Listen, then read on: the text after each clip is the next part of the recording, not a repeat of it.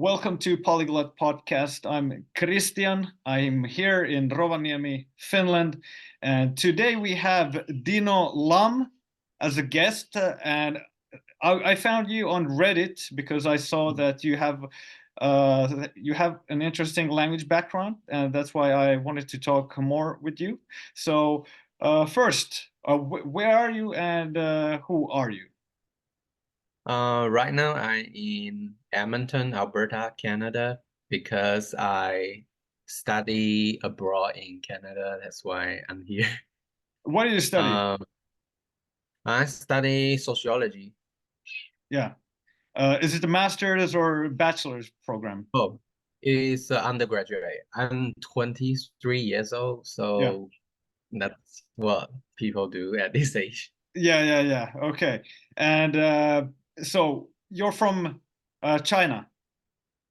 Yeah, I am born in China in 2000, and then I lived my whole life basically there in the past 19 years until at the end of December 2019, I transferred to a Canadian school Yeah. for the undergraduate. Yeah.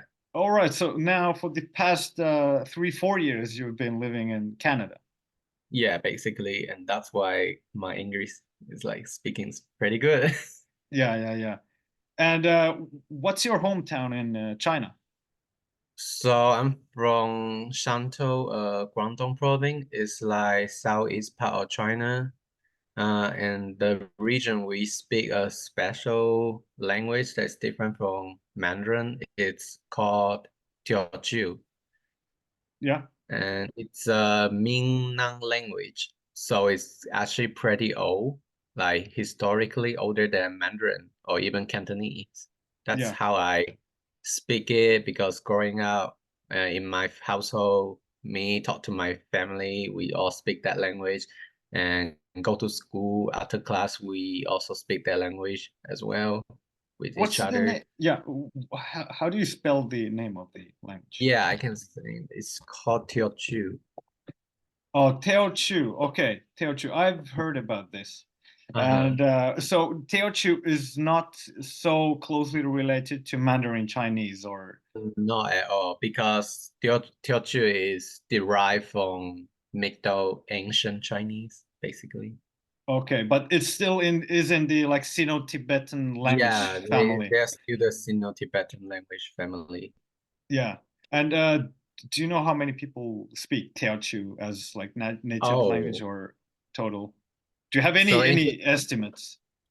yeah, so interestingly, before I left China, I did not think my language that much because it's part of my life. And Yeah. my hometown, we have like 5 million population at least. So that's that. But once I went out to Canada, and then I realized, oh, there's way more speaker like for overseas Chinese immigrants as well, like in especially in Southeast Asia, like Singapore and Malaysia, Indonesia, that there's so many people speak the language because historically, like 200 years ago, there's lots of people uh going abroad, like mm, from my hometown, and they try to make a living out of it. So at least I would say 10 to 50 million in Yeah. around the world. Yeah, it's a lot. Yeah. And you have encountered other Teochew speakers in Canada as well, or Yeah, I met few actually here, and even though they're not from China, they're like third or fourth generation, like Malaysian, Indonesian, like their grandparents yeah. speak it. Yeah. Oh, okay. So Teochew, you spoke with your family as a kid. Yeah, exclusively, yeah. Yeah. And the people in your hometown also, they mostly speak this. Speak Teochew, yes. And the only exception is when we go to school, like in China, in my hometown, we had to learn and speak Mandarin when we like in the class. So that's Yeah. how I learned Mandarin as well. Yeah. Was it did you learn Chinese in school or like preschool, like kindergarten? Yeah, we learn Chinese since kindergarten, like learn And how to write and the yeah. vowel, like I bet those Chinese vowel. Yeah. So at what age? 3 years, 4 years? I would say yeah, 3 years in kindergarten we started, and then yeah, 6 and then 9 to elementary school. Yeah, I would say that's around that age. Yeah. And can you remember anything about learning like Mandarin Chinese? Yeah, I can still know because the textbook, all these articles and stuff, we read in Chinese, and we also learn like ancient Chinese poem or classical Chinese. Yeah. And I still remember my Chinese teacher say that because we speak Teochew, it's a pretty old language. So if we read the classical Chinese in the pronunciation of our Teochew, and she say it would make more sense to interpret Oh, it. oh wow. Okay. Yeah. I would like to ask some things more about Teochew before we go further in your Yeah. story. So I'm a beginner in Chinese, so maybe I can say a sentence in Chinese. Maybe you can tell then in Teochew Yeah. how to say it, so we can like compare a bit. Mhm. Okay, let's start. Um, 我叫 Christian. So my name is Christian. How would you say it? 我叫 Christian. 我叫 Christian. 我叫 yeah. 我 Okay, 叫 okay. And what about okay, let's say 我是芬兰人. I'm Finn. I'm a Finn. I'm Finnish. 我是红人人，我是荷兰人. 红人人，What was it?红红 Hong 红人 Hong Finland，Lang. 红 Yeah. 人 Hong 红 Lang. 人 Hong Lang Run. Okay. 人，是 Uh, what about 我住在加拿大. I live in Canada. 嗯，我徛到加拿大，我家 what 到我到 徛到加拿大，okay, I'll skip that. That was too hard for me. But yeah, I can recognize something similar, like the same root. But 嗯哼 yeah, it sounds different. How many tones are there in Teochew? ，eight more Eight. than Mandarin, yeah. Yeah, And another interesting fact is if we had eight and one word, one tone, right? But when two words together, they change their tone as well. There's a feature. yeah. What do you mean? Like, okay, I can make an example. Like, beef, like the cow meat. Yeah, I can say gu neck, gu neck. And then if I pick put the beef with the ball, like the meatball, like beef meatball yeah, together, yeah. it will become gunai, gunai. Okay, Like the tone yeah. is slightly changed already. Because gu neck, the neck is like I would say four tone, like Okay, sharp rising neck. But if you put it middle, gunai, it become like third tone something like okay. the yeah gunai. So is it a bit similar like in Mandarin if there are like two third tones, the first becomes like second and the second one is like third. I mean like something like in Mandarin when the first syllable tones Mhm. change in according to what the second tone is. Yes, something similar to that. Something similar to that. But we use it more. Yeah, yeah, And yeah. and another tricky thing about Teochew is one word can have two reading, a literal reading and like a public reading, like what people general public would use it Oh, instead. okay. So like one character has many different ways to pronounce it. Pronunciation. Yeah, yeah. Yeah, okay. I think it's the same in Mandarin as well. Like some Yeah, character. but we use way more than Mandarin. Oh, okay, okay. So it's even harder then. Yeah, harder. Yeah. Okay, so you were around in school age when you spoke already Teochew and Yeah. Mandarin. I think I saw some third Oh, flag in Cantonese. Cantonese. Yeah. So Uh, Cantonese was the third language. yeah, because Guangdong province is the province that speak Canto, like Cantonese. Yeah. Even though my region we don't speak it locally, but growing up when I watched like TV, they had Cantonese shows and cartoon like even from Hong Kong. So I watched them growing up. I understand what they're saying. And I also have like my relative who migrated to Hong Kong in the 80s and like my uncles. So I visit Hong Kong very often when I was a kid as well. And I listen to the people there speak Cantonese as well. Mm. And that's how I learn to know the Yeah. language. How far is Hong Kong from your hometown? It's not far, but during my time when the high-speed train system wasn't that great yet, we drive from Shantou to Shenzhen, which is like 2 to 3 hours. Hmm. And then Shenzhen is right next to Hong Kong, so like maybe take you half an hour to get through. Yeah. Yeah, Oh, it's okay. not That's quite close. Yeah, I've been only in Chengdu, Chengdu. Chongqing, Mm, a few places in Sichuan because yeah, I traveled a bit in Sichuan and also in Tibet. I made a wow. tour in Tibet, but I don't Right. know those areas like Guangdong and Canton Yeah, yeah, province. yeah, the I haven't been. Delta River region. Yeah, and so when was it when you started learning Cantonese? Uh, I would say also around elementary school age, because that's how early I went to Hong Kong already. Yeah, yeah. Yeah, And elementary school in China, you say it begins in when you're like 6, 7 years old, yes, or 6 until 12. yeah. Yeah, And from grade one to grade okay, 6. yeah. And did you have any other languages like foreign languages, English or other options to Uh, learn in school? yeah, so funny thing. Yeah, we all need to learn English in China, mandatory, because that's one of the subject at school.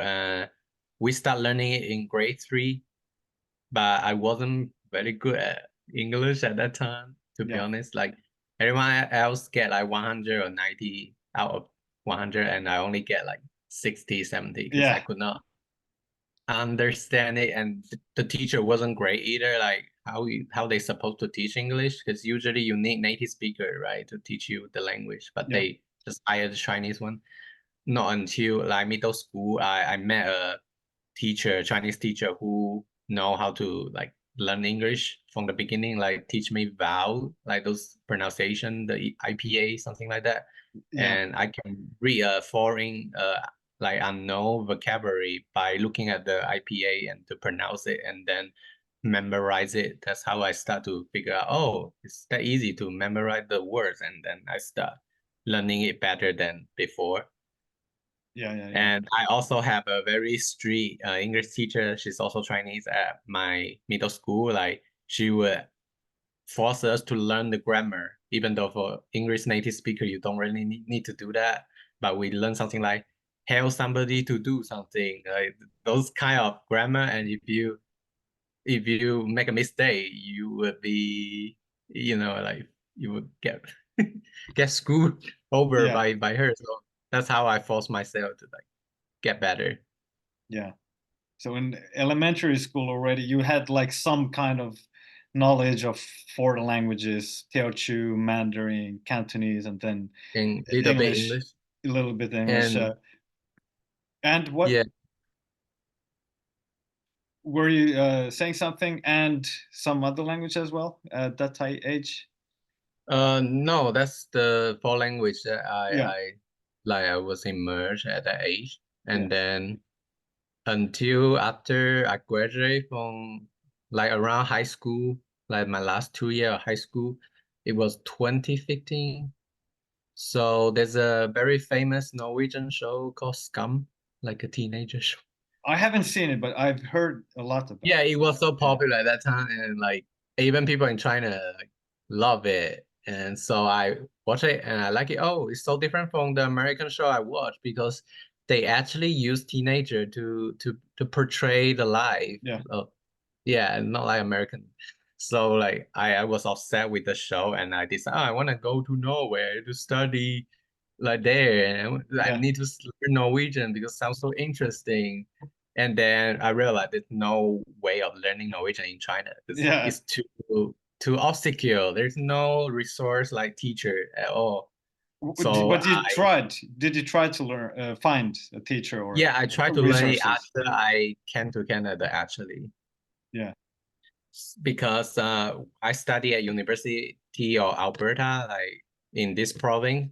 It's one of the Canadian province that have lots of Scandinavian immigrant in the past, so including Norwegian. And this school is the only Canadian institution that offer Norwegian language class.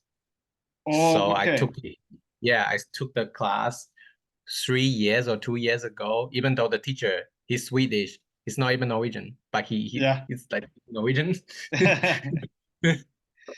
And then I get a hand of it. It seemed very easy to like similar to English and like I also learned German before and it's like the grammar, the conjugation of verbs, Hmm. way less trouble than German. Yeah. But Where yeah. did you study German? Was it in Oh, Canada also or in yeah. China? In China because actually spent 1 year of Chinese education at the university there, and then I figured out I don't really enjoy study in Chinese school because I don't know, it's too boring or not for me basically. So I want to study abroad. I was looking at the option and I saw Germany. Okay, Germany, cool. And then I also watched a Netflix show at that time. It's called Dark. Mm. You know that the science. I've seen a few episodes. I've seen a few. Yeah, when I was at the age, I watched a lot of foreign show. That's how I get my interest into Yeah. language learning, basically. So I said, "Oh, German also seems very cool because that show." So I signed up for a class outside of school and learn German, basically. And but I stopped at the end because I realized, oh, I'm going to Canada, so why should I learn German? Yeah. But you managed to learn a few courses in China or how long? Yeah, a few classes with teacher. She's Chinese, but she went to Germany before to study and then come back as a teacher. Yeah. Okay. And at the same time, you still had the urge to learn Norwegian at that time. Yeah, Yeah, yeah, yeah. basically. Did you choose the university in Alberta because they had Norwegian, or was it just a coincidence? Uh, I think at first it's a coincidence because the primitive reason why I choose University of Alberta is they have a paleontology program here because I like dinosaur and I Yeah. know in Alberta they have lots of dinosaur fossil and stuff. So I thought, oh, maybe I would study paleontology here. So why not just come to this school? And it's also affordable than like going to Toronto or Vancouver because the other big city that are quite expensive for undergraduate education as an international student. How much So that's is a how much is 1 year or 1 semester? so for me, I'm calculate the tuition based on how many classes I take. So one class for us international is like 2,000 Canadian dollar. Yeah. That's a lot compared to local. They only need to pay like 600 for one class. Hmm. So in total, 1 year the cost is like 10,000 to 20,000 Canadian dollar between this range. Oh, okay. Well, Yeah. yeah, that's quite much, but not that much as in the US. No, no, no. Yeah, US is yeah, even more expensive. yeah. And what about in China? Do you have free universities, public and private both, or how is it? Uh, And if it costs, how much are the costs yeah, in we China? have both public and private, but it's not free either. Like the school I went to, I pay like around 3,000 to 400 Canadian dollar. Like I convert the currency at that time. Yeah. Yeah, for 1 year. I will study English literatures and yeah, Yeah. major. Yeah. Okay. And more about China. What do you think is learning foreign languages that common, like among your friends and people No. in your hometown? I would say no, even though they may not be aware that they already speak two language, because most people in China at least speak their dialect when they grow, depends on where they are, and then the Mandarin standard one. And if you are in Guangdong province, you may even like know Cantonese as well. So at least everyone know two or three language or dialect, Yeah. depends on how you define it. Yeah, but Yeah. English is still hard for most Chinese people. Mm. Mm. So let alone other like French or Spanish, for them it's even more harder foreign Yeah. Yeah. language. Yeah. Yeah. And so you were born in 2000, so you were 19 when you moved to Canada. Yes, basically. Yeah. And was Canada your only option, or did you have also, you were thinking also Germany, or? Yeah, I was thinking Germany or Norway, but then I realized, oh, I want to get out as soon as possible because I can't wait to study abroad, and learning a language take time, right? So like German or Norwegian, I understand that if you gonna go to live in another country, you have to speak the local language that help you to like integrate or like communicate better with the people there. Your life will be easier, that kind of thing. So English, so I already learned it since when I was young. So Canada like speak English, even though there's French, but most people speak English. So it's easier for me to just go to Canada, saving the time and stuff. So I just choose Canada, and it's also in North America. I am also interested in North American, like the society here is very different as well. So Yeah. And how have your 4 years been there now? okay, so because I came here at the end of 2019, that's right before COVID Oh, pandemic. yeah. Yes, so I had 2 months of normal life, like pre-pandemic life. It Yeah. was very different after the pandemic because there were lots of people like socialize and meeting people and like lots of event on campus. But when it hit Canada in March 2020, everything went to lockdown. And since then, it's not the same anymore. I feel like the way people meet each other to be friends, and yeah, it's kind of sad that I came at the worst time ever, but I still met the best out of it because and luckily I moved out campus and I live nearby, and I met my previous roommate. He's Ukrainian Canadian, like four generations, three generations. Yeah. And then we become friends and we travel around Alberta, like road trip and see a lot of things.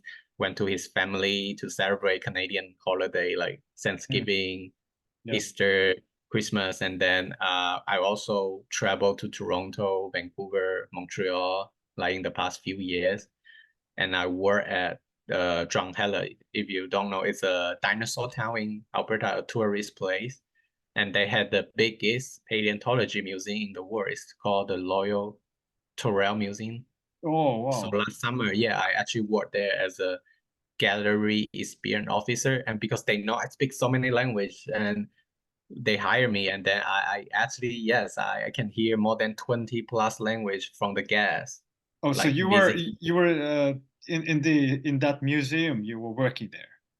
Yeah, I was working there, and there's lots of people speak the language, including the one that I speak to, and they were so surprised that I do not expect someone speak the language in such a remote small town in Yeah. Alberta. So you do you mean Teochew language? You had some Yeah, I had visitors. some Teochew tourists too, and even though they're elder, they're like 60 or 70 years old, Yeah. and they migrate to Canada when they were young, like decades years ago.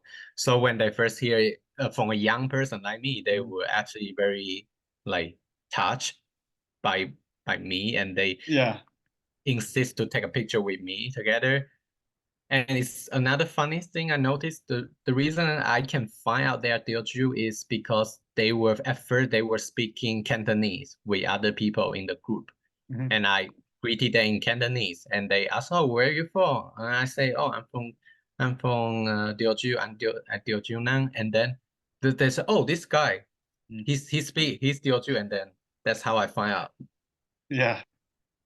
I guess because you may not know, because Mandarin and Cantonese are considered more of the lingua franca of foreign Chinese immigrant, overseas Chinese people. So they may not necessarily speak other dialect like Teochew or Hokkien. So it's harder to know them unless you show yourself first.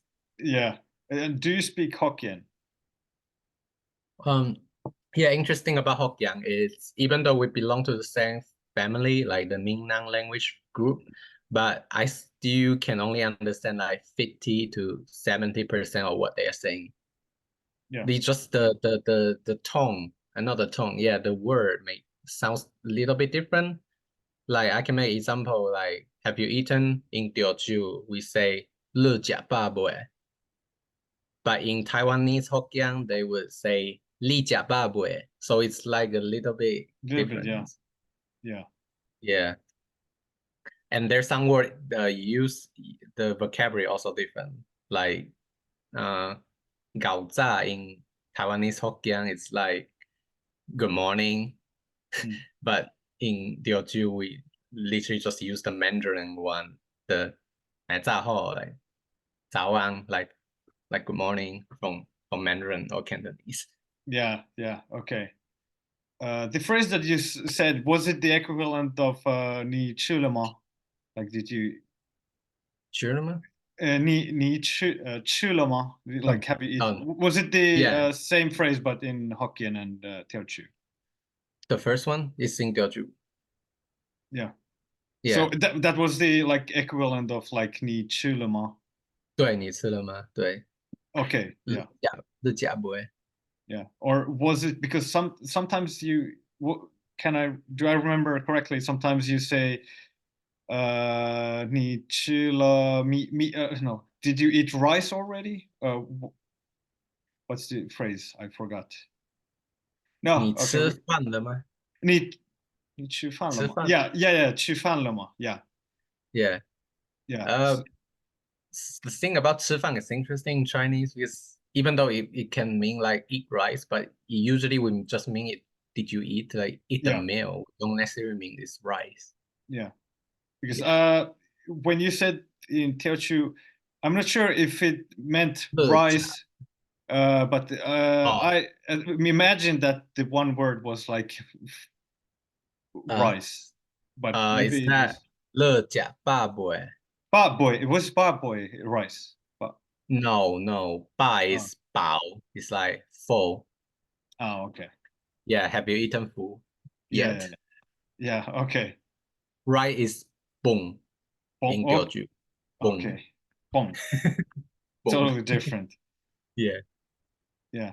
And how long were you working in the museum? I worked there for 4 months since May, and then I left at the end of August and go back to school. So Yeah. So just a part-time job there. it's a full-time summer job. Full-time summer job. Okay. Okay. Yeah, seasonal. Yeah. And did you take any paleontology courses in school, or you then Yes. decided to take just sociology, or is paleontology or like minor or? So yeah, because I like dinosaurs since I was a kid, so I read a lot of like books about paleontology. So I already had some knowledge beforehand. And then when I came to the university, I also take a 200 level class in paleontology. It's open for anyone, Hmm. regardless of your major background. It doesn't require lots of professional knowledge. So that's how I learned again in English, because previous I learned it in Chinese, Yeah. like knowledge. And then I joined the paleontology society club and at this school and met some friends like classmates in that program. And I didn't make a transfer to that program because it's after all it's a science degree, so it requires lots of like zoology, biology, Mm, math, and yeah. chemistry, those kind of subjects that I I am not good at. And in high Mm, school, I actually choose arts. Like I studied politics and history and geography when I was in China. So I didn't learn a lot high level biology or chemistry. So I did not make the decision to like I want to go pursue that program, and it also costs lots of money and yeah. time if I want to relearn everything in English. And the job offer as a paleontologist is also very limited compared to like if I do arts instead, which is more flexible. Yeah. But now you're doing a sociology undergraduate Yeah, I'm doing a degree. sociology honor undergraduate degree, and this is my last semester this winter. I'm gonna graduate in April, at the end of April, with Yeah. the degree. Yeah. Yeah. And what after that, do you have any plans? So I want to go back to China because I haven't been back home for like 5 years because of the pandemic Oh and the yeah, lockdown. Yeah, it that's a was long pretty time. bad. Yeah, and I really miss my family and my friends there, so I really need to go back for at least 1 month each. Yeah. And then I'm coming back in mid-June to attend my convocation, the graduation ceremony in Canada, and then I would apply for a work permit because everyone get a work permit after they get their degree, but only Oh, once okay. in a lifetime. Yeah, so I get 3 years to another 3 year in Canada that allow me to work here. So I want to stay in Canada and work and Yeah. see how it goes, and then figure out what I'm gonna do next. Yeah. And do you think you will be able to like use your language skills in your future job? Do you have any like wishes? What kind of a job you want to find? Yeah, based on my experience at the museum, I really enjoy talking to people from different cultural background, like especially if they speak another language. So I may want to like do job that just involve society. Like how can I like help others basically, or like use my knowledge to like teach other like what I doing at the museum is I also did a little bit tour guide, that kind of thing, for free because that's not my job, but I did Mhm. it anyway for some guests, like translate those hard like professional term from paleontology into Chinese for Chinese Oh, tourists. Yeah, and they yeah, understand it quickly, which made me happy, basically. yeah. Which language did you use the most in that job? I would say English and Mandarin. There are lots of Mandarin speaker as well coming to visit, and the third one is Cantonese. Yeah. Yeah, and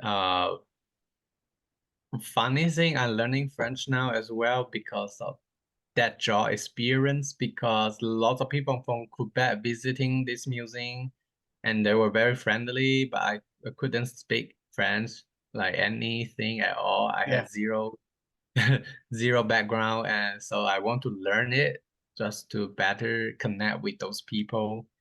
So I've been learning French since September when I back from the job to school, and it's been like 4 months now. Okay. I And my what? level is like A1 Okay. middle. Yeah. And what's your impression about French? It's definitely way more tricky than other Germanic language I had learned. Like the pronunciation is irregular. Like it look like that, but it doesn't pronounce it that way necessary. Oh yeah, the orthography is terrible. Yeah, terrible. Like even Spanish is better than that. That's what I heard from my friend. And then the conjugation is a mess. Oh It's yeah, just too it's much.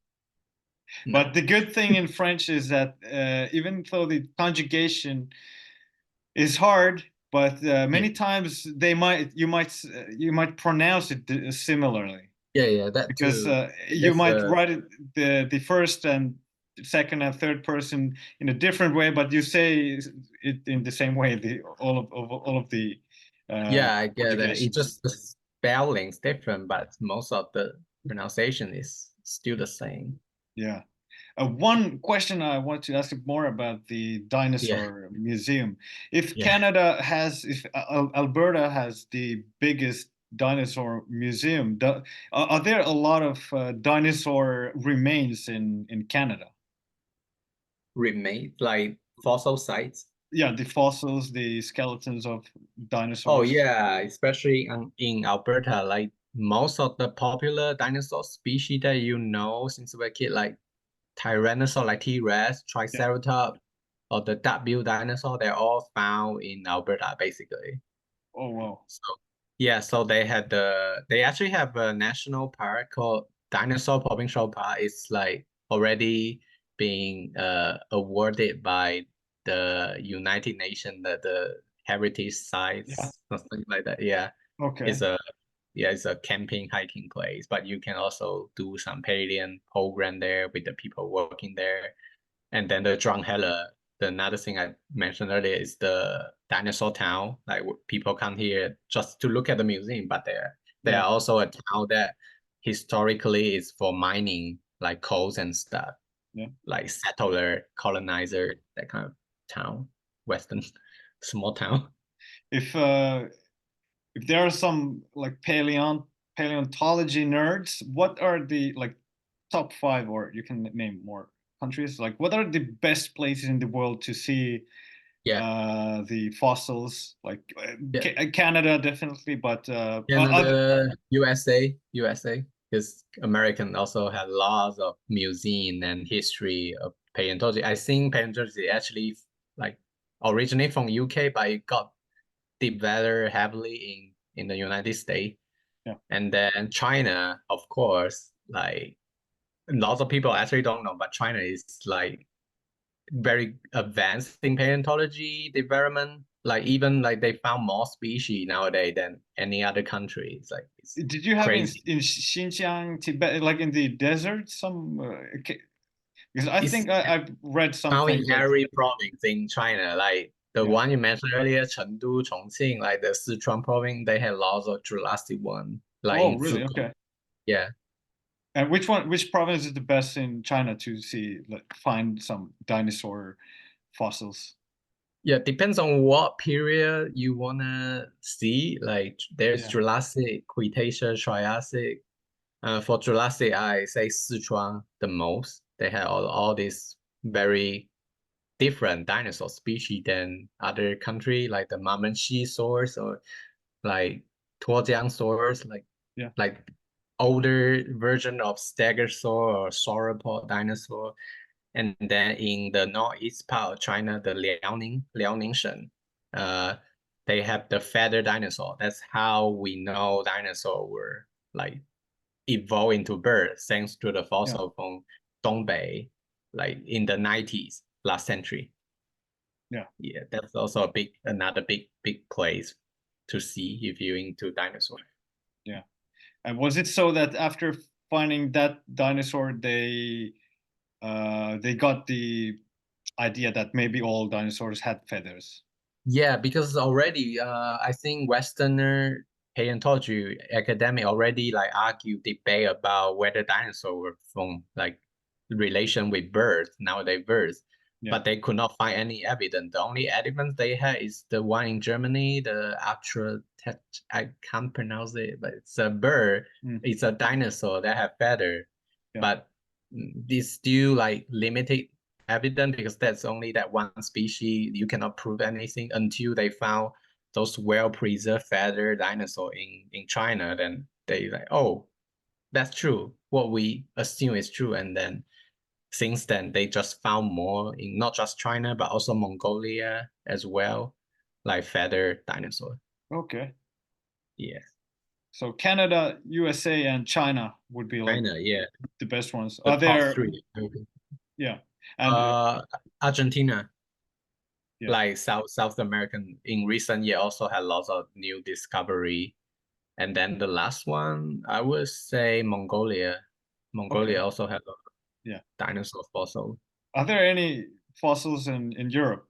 You mentioned Germany. Yeah, Germany, like the Jurassic one like that bird fossil, and they have lots of Triassic species as well, but those are not dinosaurs. They're more like other reptile, like the ichthyosaurs. I don't know if you heard of it. It's like a dolphin reptile shape. Yeah.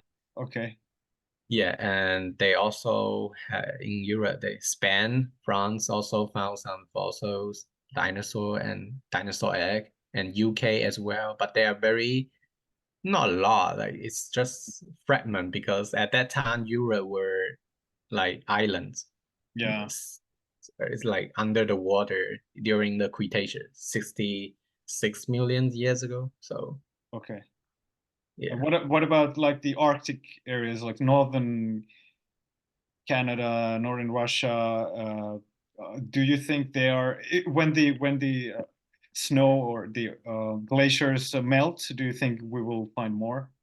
Yeah, definitely. The primitive fossil is melting. They may be able to find more fossil, but at the same time, it might also destroy the fossil Oh, because the melting, like they oh just yeah, sink yeah. into the ocean. Yeah, it's not good either because people do found fossil in Alaska, Greenland, like even what's that place? Shava, that's an island in S- belong to Norway. Svalbard. But yeah, Yeah, that they also found some fossil there, but they need to dig it out as soon as possible. Otherwise, in the future, it's gonna submerge into the water. yeah. Okay. Yeah. And how is the language situation in paleontology? Or is the lingua franca English in paleontology, or is there any advantage if you know some other language in the paleontology field? Yeah, I would say yeah, the most common one is English because English is like the academic like communication tool basically for any subject.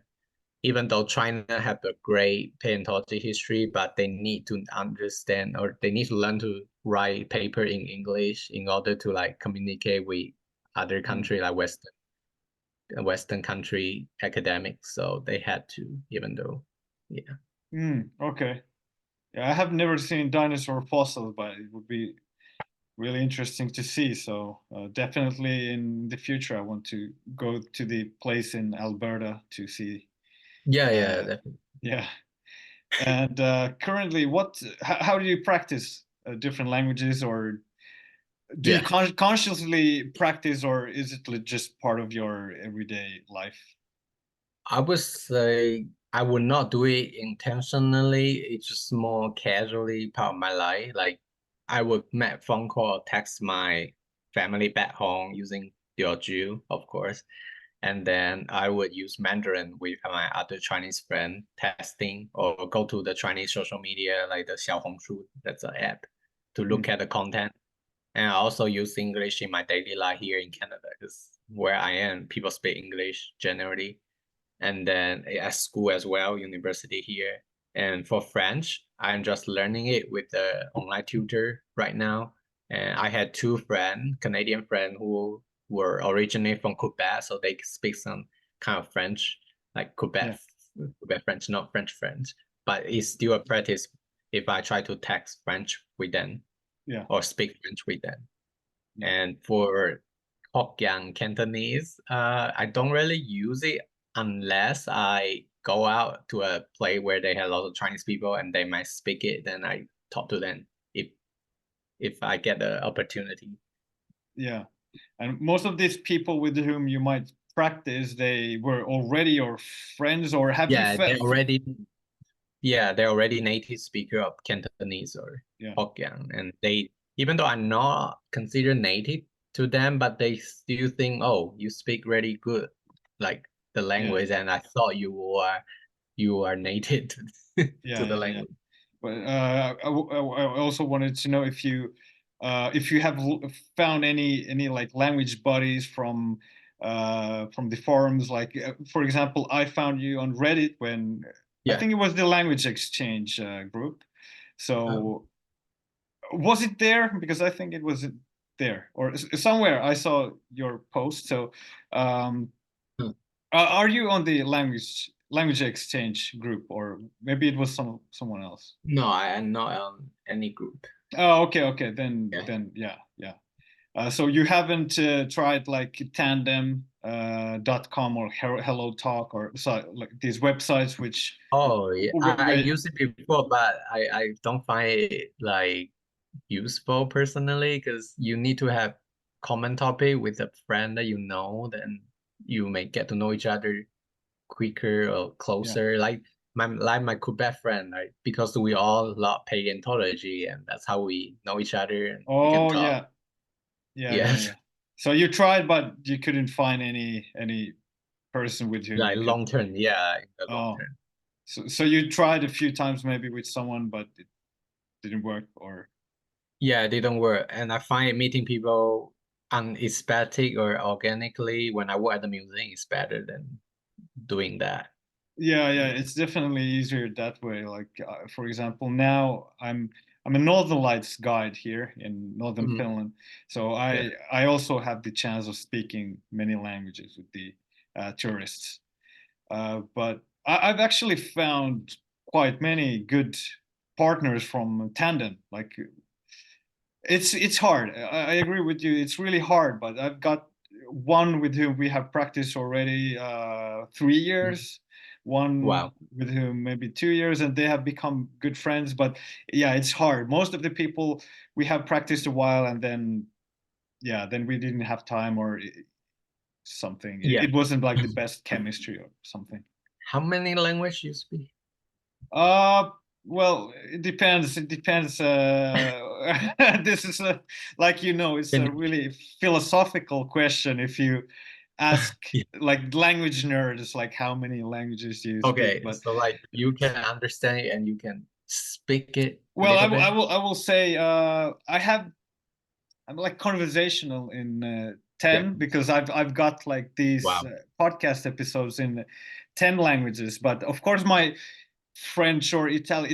It's not the best. I make mistakes. I sometimes ask like, how do Yeah. I forgot this word, but enough to have a conversation. And then I've got like more other languages that I couldn't have a Yeah. long discussion, like a podcast episode of like one Uh, 2 hours. But like I would say 10 more that I want to like master, and in the future also be able to do something like this in them.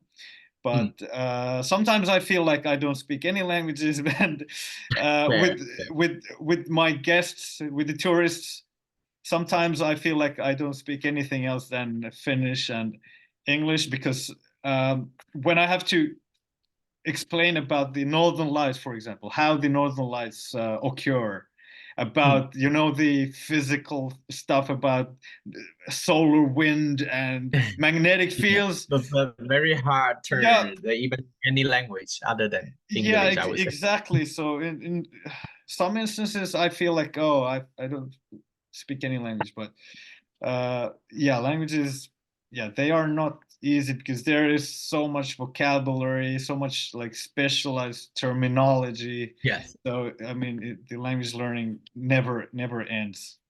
Yeah, I get the same feeling. And the reason I'm so confident in doing the translation language between like each other in paleontology because I already know it since I was a kid. And Oh the yeah, Chinese translation of dinosaur name is also very easy. Like it's not like Latin word in English and side. So it's easier for me to talk to like the Chinese tourists about that. yeah, yeah. That's good if you know it, at least in your mother tongue. Then it's easier also to speak it in a Yeah. foreign language because I think there are many things that if you don't understand it in any language, then it's maybe Hmm. hard to start explaining it in your second or third language. Exactly. That's what I say. Yeah, Yeah. and I actually have one friend who she's a Finn. And She speaks quite well Chinese, actually so wow. advanced that she has worked for a Chinese copper company. So she speaks about copper and the like mineralogy Yeah, stuff in Chinese. that's very impressive. Yeah. Yeah, that's Is impressive. that Mandarin? Yeah. Yeah, yeah, I'm Mandarin. Yeah. Yes. Yeah. Okay, I have still two Yeah. closing questions to you. So, theoretical situations. So the first question is, um, if you could choose from two options, would you choose number one, speaking 10 biggest languages of the world perfectly, Hmm. or 1,000 smallest? And as we know, there are approximately 6 to 7,000 languages in the world. So what would you choose? Uh, I would choose the second one 1,000 because smallest ones, yeah. yeah, like I don't know if some Chinese dialect consider smaller one, like the Shanghainese, the Wu language, those kind No, I think consider small. Shanghainese is. I think if a language is among the top 1,000 smallest, it Uh, has from one to around maybe 1,000 speakers. oh, you mean like those So that, very diverse language? yeah, Oh, would you still pick number two? I want to pick number two, but I realized that question, if I speak those language, how I gonna use it or the resource that I can access to know about their culture? You could create. I mean, you would instantly gain the perfect knowledge of these languages. So 10 biggest or 1,000 smallest. You would know all the words in that language. You would understand the culture. That's such a good question because I personally I like multicultural, but if you let me pick the 10 biggest or the thousand smaller one, I would say I still gonna pick two because Okay. two is more important. It's the first one. There's so many people speaking already. Like Yeah, it's, yeah, in my understanding, is not really diverse. If anyone speak that 10, yeah, the second one is more like urgent to try to preserve it by writing it down or record it. It's after all, it's a human like a civilization that kind of like out of work. It's a language, so yeah. language embedded with culture. So Mm. So you would definitely make many lonely people happy because there are so many languages which have only like one or two speakers left among those top 1,000 smallest ones. yeah, that's what I feel Mm. when I can speak Teochew. Find people who understand Teochew in the museum because they were forced to speak like a bigger language like Mandarin or Cantonese. But Yeah, if they find someone speak Teochew, oh my God, they were so happy, and that motivate me to like, okay, I need to preserve my that language that I grow up with. yeah, yeah. And it's funny that you, yeah, for you, of course, Mandarin is a huge language, Yeah. but still Teochew, if it has more than, I mean, 5 to 10 million speakers, that's quite big for many Europeans, like for me, because Finnish has Yeah. only around 5 million speakers. Estonian, which I also speak, has 1 million. And Hmm. then I've studied a year Northern Sami, which is an Oh wow, indigenous language indigenous. here in Finland. It has 40,000 speakers, and it's the biggest Sami language. There are 9 Sami languages here in northern Norway, Sweden, Finland, and Russia. Yeah. 3 of them are spoken in Finland, and the two smaller ones in Finland, they have both like 300 native speakers.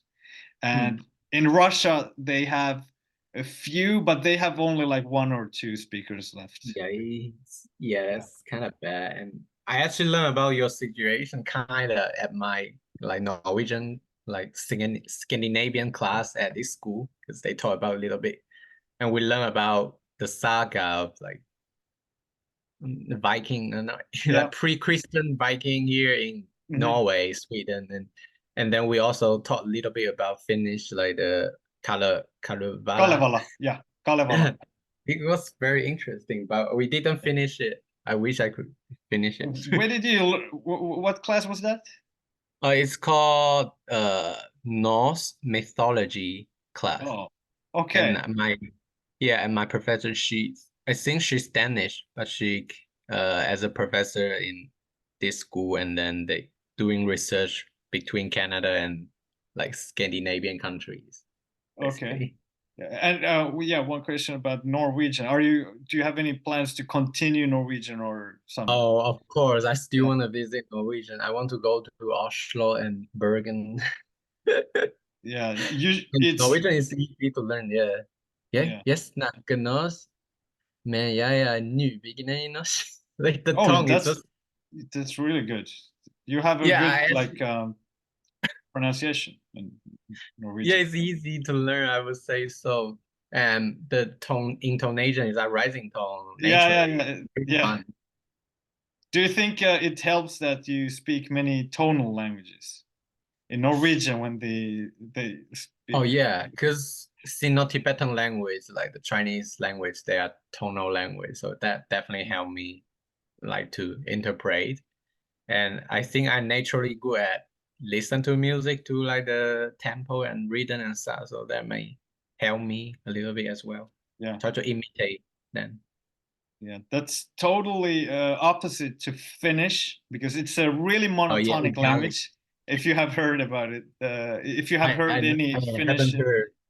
yeah, it's like really monotonic. There are like almost no tones, like No no singing. rises, no singing like in Norwegian and also Swedish a little bit. So it's Yeah. very different.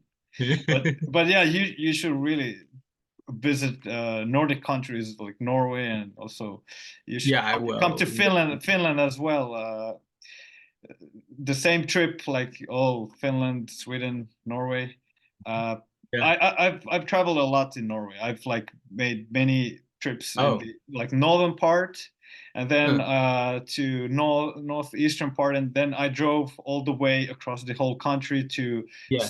Stavanger, and then to Oslo and back to Finland. So I've been almost in all, every part of Norway, and Yeah. it's really amazing. So you Yeah, like will, the fjord, those thing that is exclusive, like in that region, kind of like China had almost all the biome except the fjord. So fjords. Yeah, yeah. yeah. Okay, and my last question was if you would have to pick from two options, would you pick number one, speaking all the languages of the world, but you would not be able to read and write? You would like lose your ability to read and write. Or number two, you could read and write all the scripts, also the dead ones, like the ancient ones that are Oh, deciphered, undeciphered, but wow. you couldn't speak. You could understand. You could understand, and then you could like write your answer. Which one would you pick? I would say, of course, second one because it's the even you can speak it, but little or no people who understand you basically. So you become very lonely. And if you can write or read, you can look at all these artifacts and understand what they were saying, and you can help like crack some secret of the long dead things like this past civilization is thing, and then you can convert it to English basically and preserve the culture, the thing, the information to future generation.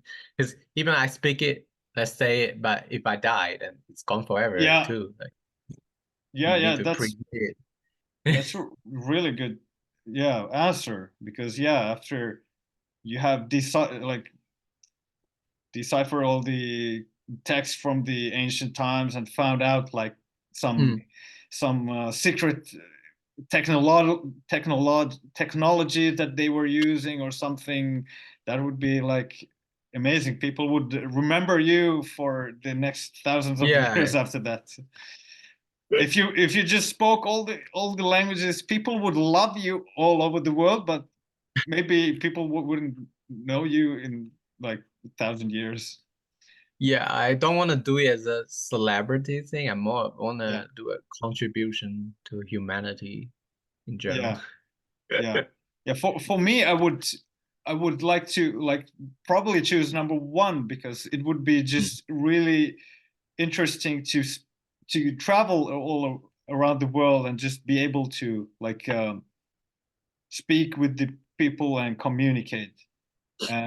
But I understand the number one option. That's actually something my wife would choose. She's a like huge archaeology nerd, and Yeah, she loves like all the old stuff, like also dead languages and extinct languages. that's So nice. yeah, Yeah, so she can do that.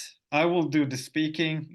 She can, so that would be we would teamwork. be a really good group team then. Yeah. Yeah. Okay, that was all I had to ask. But if there's still something you want to mention or ask me or just Yeah. say, now you can do it. Yeah, I actually had something I want to talk more about Teochew, like the Minnan language group, Yeah. because as you know or may not know, when during the Tang and Song dynasty of ancient China, lots of Korean, Japanese people come to visit China and learn our language, like the Chinese character with their pronunciation Yeah. at that time. So actually, Teochew nowadays still preserve lots of old ancient Chinese, similar to the way they pronounce it in Japanese kanji Oh. or the Korean, like Chinese origin word. Like student in Teochew is the same Korean, it's all Hakseng. So that's a big Oh, Oh, I know this thing. word. Okay, so Hakseng. How do you say it in Teochew? Hakseng. Oh my God, it's like Yeah, it's identical. similar. Yeah, identical, exactly. And like in kanji, the word for word is sekai, right, in Japanese. And in Teochew is sikai. Oh, wow, that's In interesting. Mandarin, it would be different. It will be like 世界. It's like it's already different from the Yeah, ancient Chinese. Yeah. yeah. That's another thing. If I actually want to learn Korean or Japanese, it would be easy for me. I would say so. You haven't still started, or do you have No, any I interest? haven't.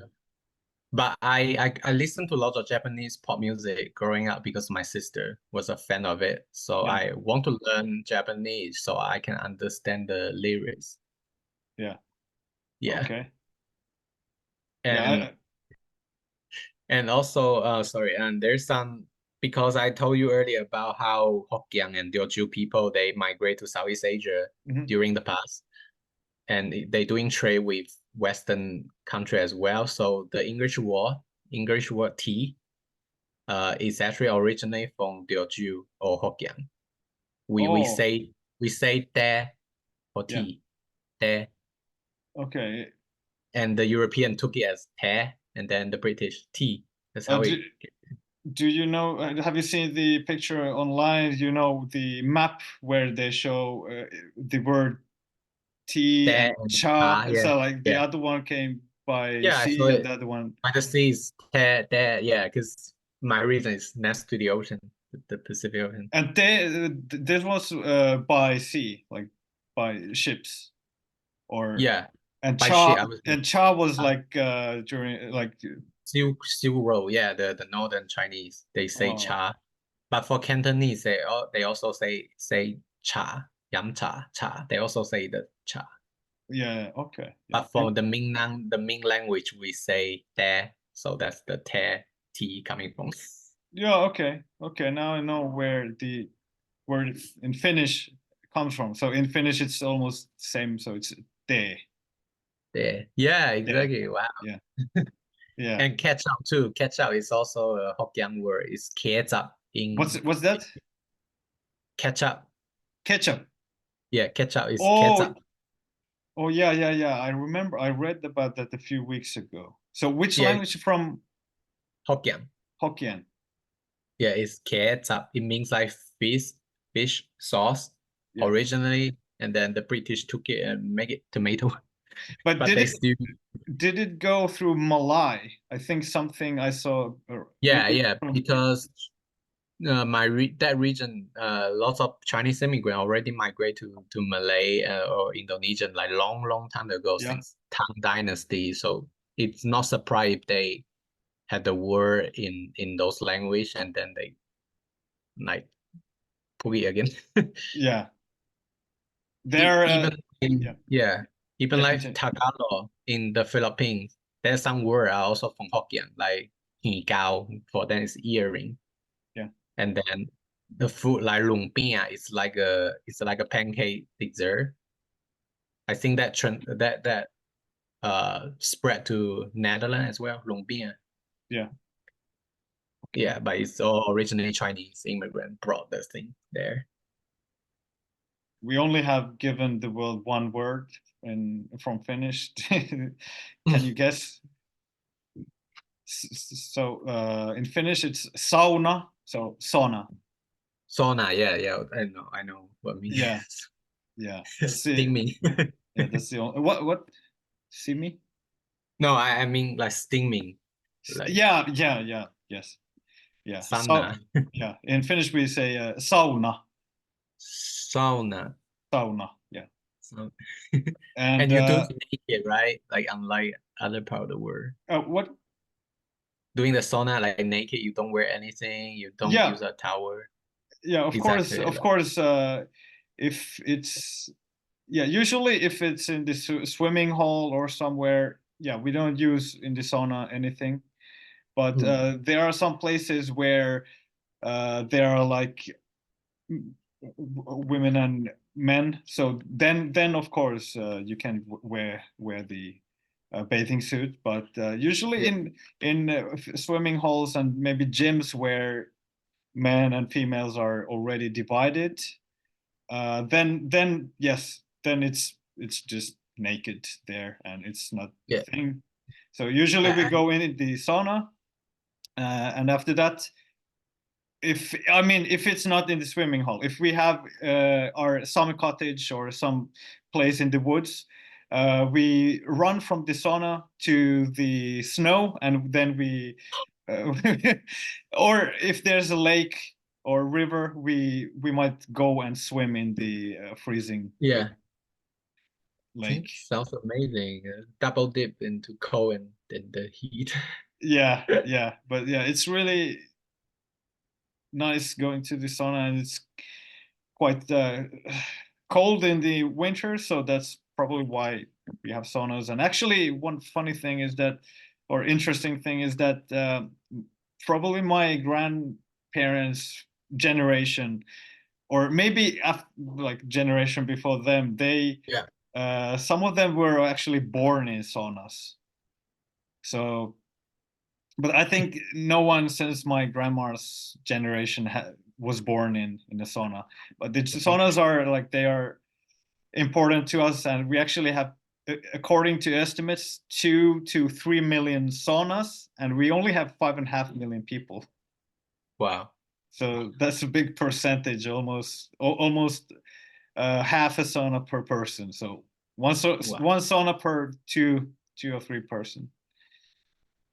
How important is the influence of Kalevala in your country to you guys? Oh, I don't think about Kalevala that much in school. We didn't actually talk that much about Kalevala in school. Uh-huh. We had on our Finnish classes, yeah, we talked something, but I cannot remember which class, because maybe sixth class, and maybe after that in high school a little bit.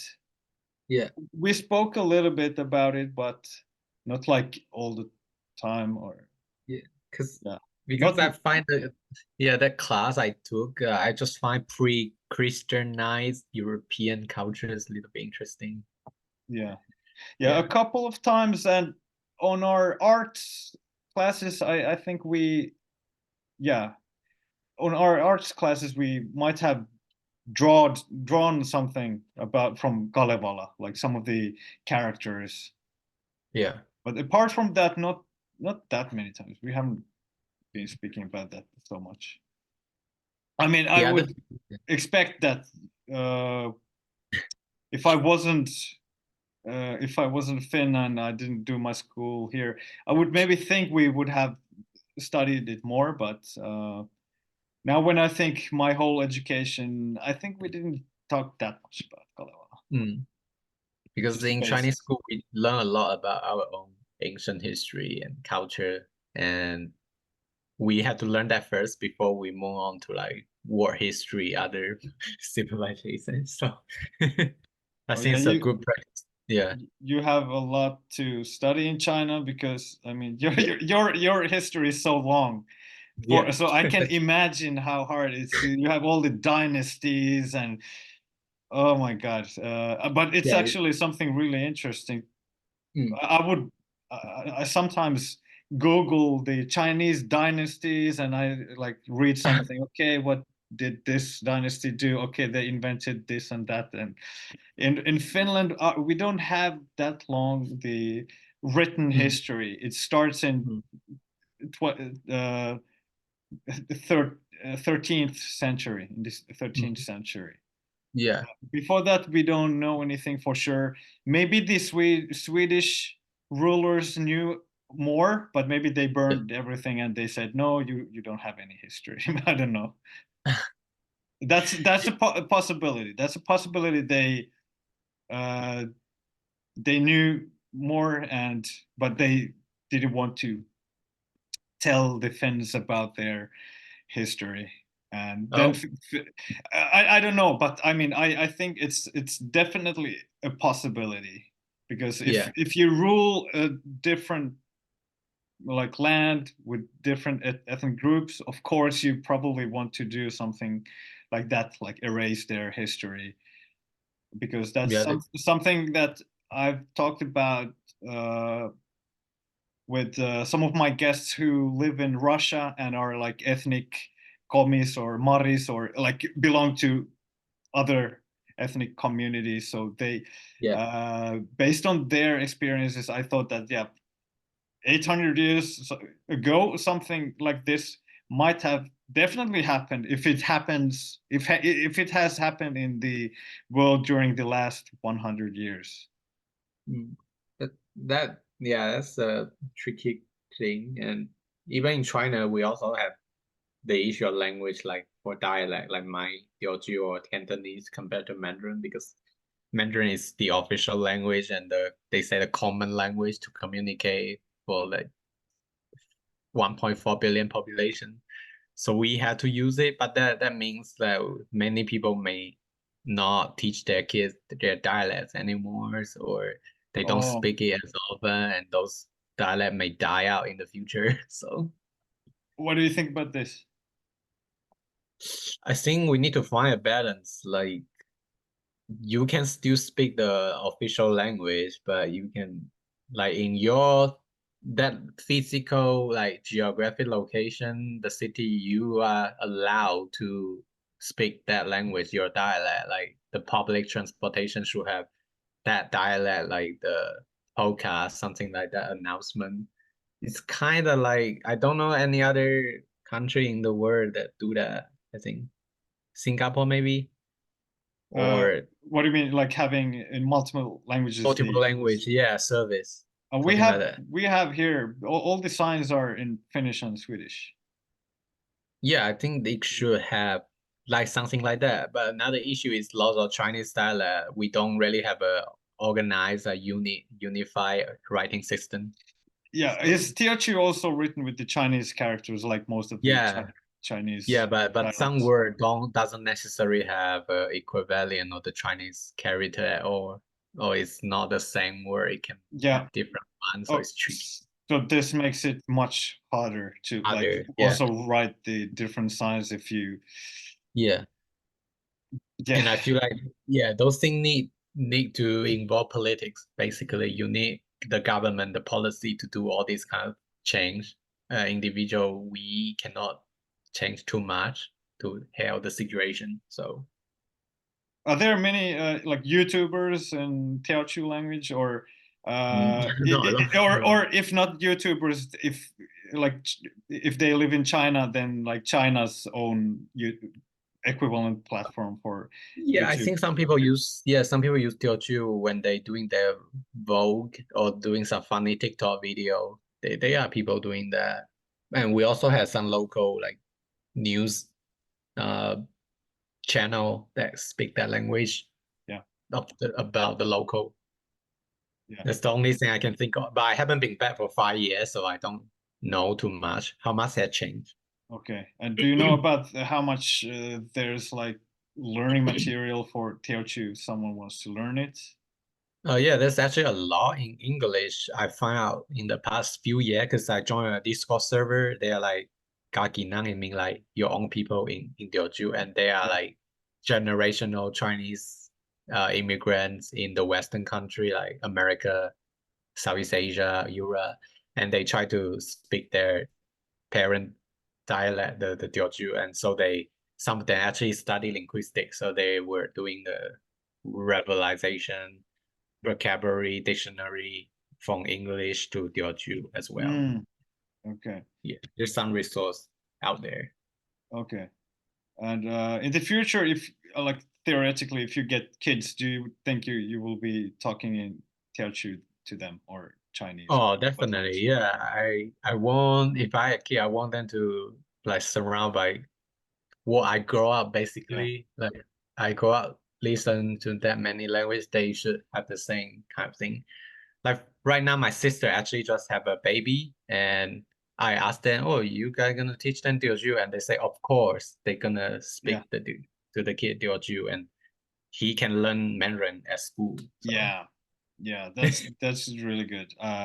My wife is Ukrainian, so she speaks Russian to our kid. I mm, speak Finnish, and maybe later when our son is bigger, maybe also my wife will yeah, teach Ukrainian as well. And yeah, my dad is Sri Lankan, but he never taught his language to me. So maybe we will all of us like learn Sinhalese and maybe go every year, 2 years there and like try to learn that language as well. So yeah. That would be great. Yeah, yeah. Okay, I think that was a really interesting conversation, and thank you for coming as a guest, and thank you mm, everyone for listening to us. yeah. You're welcome. And I do have one more question. Like your Sure. podcast, what's your goal? Yeah, what's your goal doing the podcast? So Yeah. my goal, my goal is to have interesting conversations about languages. So I would learn more about different languages, and also the listeners would learn what kind of a like linguistical situation Mm, other countries have, what kind of language backgrounds right. people from China or Canada or Finland or other countries have. My goal is Yeah. to have like guests from every country, every Yeah. every territory, like autonomous territories, and have like from the same countries from the same country, different guests with different kinds of backgrounds, and talking to them, and also improve my own language skills, especially with my weaker languages like Yeah. Russian or French or Italian. Because when I talk a lot with other guests, when they speak their mother Yeah. tongue and we talk how language learning in Italy is and the dialects there, it's Mm, it's interesting to me and also the listeners, and also at the same time I improve my language skills in a in a way that I enjoy. So I think yeah. this is the goal. Yeah. And how popular is your podcast right now? No, it's really small. My channel is still really small, but Mm, uh, hopefully in the future there are more listeners. But at least I'm enjoying the process, and maybe yeah. the Yeah. Yeah. guests as well. And this is going to be my episode number 52, I think. You too. So Wow. so I Yeah. think if I have 1,000 episodes in and maybe like 100 episodes in all the languages, I'm sure in some Yeah. point there will be more people who want to listen to this. So the success will come if it comes. If not, I will learn languages and have good conversations. So that's the most Yeah. important thing. Yeah. And I think your video doing this can be helpful to those linguistic researchers as well if they're interested in something topic. like Actually, this.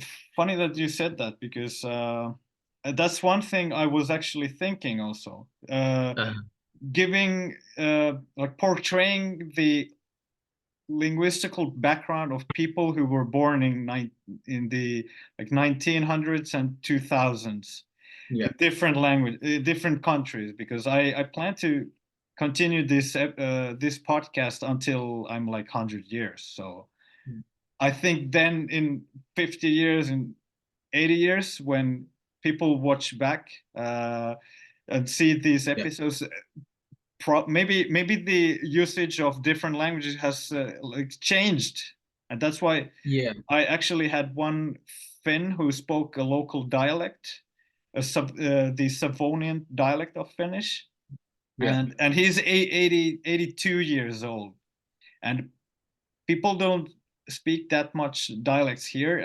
They speak, but it's not that strong anymore. So that's why I also want to have like people who speak their dialect and who are old.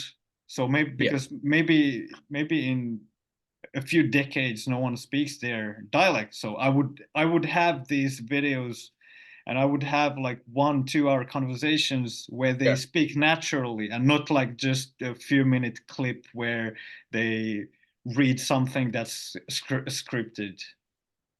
yeah. That Yeah. made me wish I could speak more Teochew in the videos. Yeah. Well, maybe we will do in the future another video in when my Chinese gets better, or Yes. another common language that we share, maybe French, or uh, Yeah.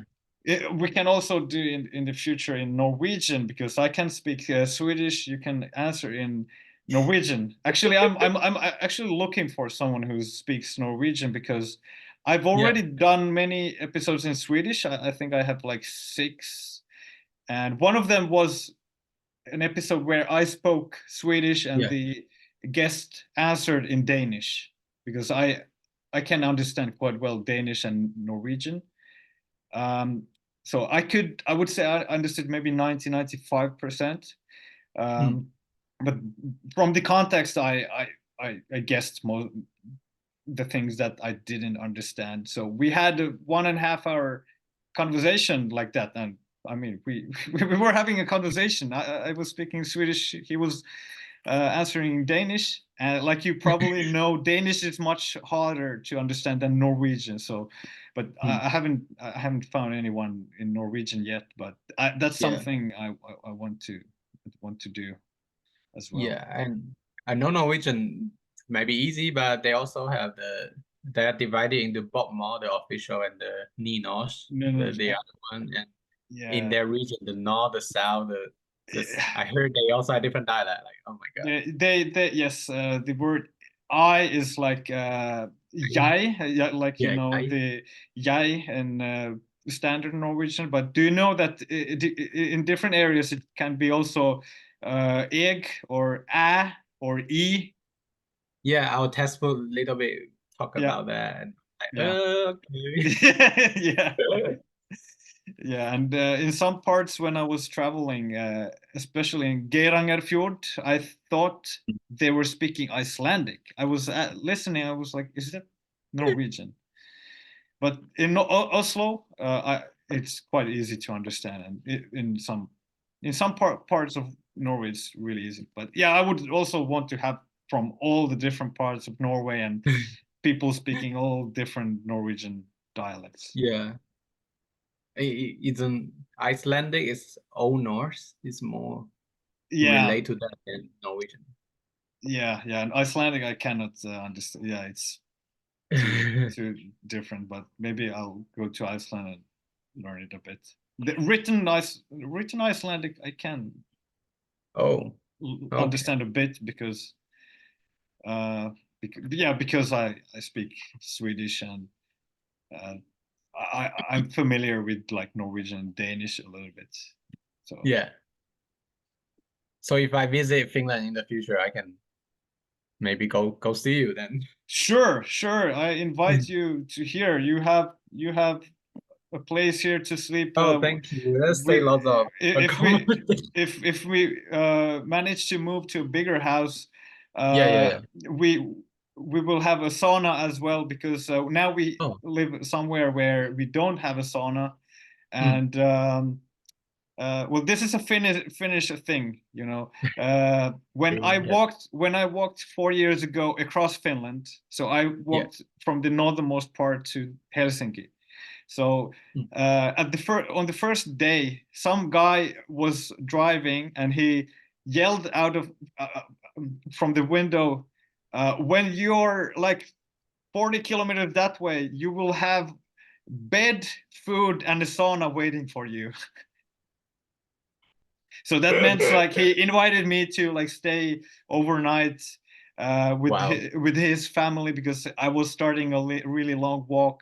So Mm, and this is something Finns love, like crazy adventures, and yeah. then they really want to help, and it's really That's nice. common. They are saying like, yeah, we will give you uh, a bed, food, and sauna is waiting for you when you come. So I will Wow. also promise the same for you. So a Thank you. place to sleep, food, and sauna. We don't need to be naked if that's if Yeah, that's yeah, awkward yeah. for you. But yeah, I let's. that surprised me because I saw people talk about, oh, Scandinavian people are very cold. They don't really be Yeah, friendly to. well, if you're if you're a stranger in the streets, Yeah. then yeah, people don't speak to each other. So, but Mm. if someone does something like really crazy, then Finnish people are like, "Oh my God, I have to help you. Just come, you sleep at my home." I mean, from the 78 days that I walked across Finland. I slept 52 days, Wow. 52 nights at the locals' homes. Mm. I mean, there were like a few of my friends, few of my relatives, but most of them were strangers, but who had learned, who had heard that I was walking like 1,500 kilometers, and then they were like, yeah, just come here, we want to help you. But Yeah.